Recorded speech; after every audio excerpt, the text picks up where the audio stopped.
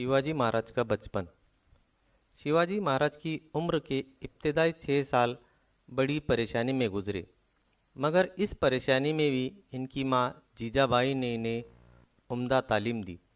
हर शाम इन्हें मोहब्बत और प्यार के साथ अपने पास बुलाकर राम, कृष्ण, भीम और अभिमन्यु की कहानियाँ सुनाती। कभी ज्ञानेश्वर, नामदेव और एकनाथ के अभंग सुनाती। जीजाबाई साधु संतों की जिंदगी के वाक़यात भी बताती थी।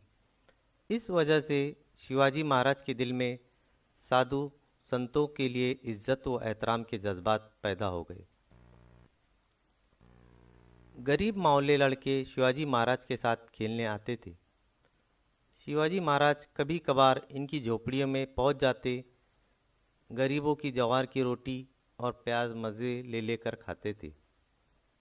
इनके साथ दिलचस्प खेल खेलते थे। ये मावले बच्चे गोया जंगल के परिंदे थे। वो तोता, कोयल और शेर की हूबहू आवाज़ निकालते थे। मिट्टी के हाथी, घोड़े और किले बनाना इनका मशगला था।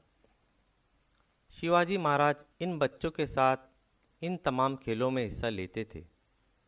मावले लड़कों को शिवाजी महाराज बहुत पसंद थे।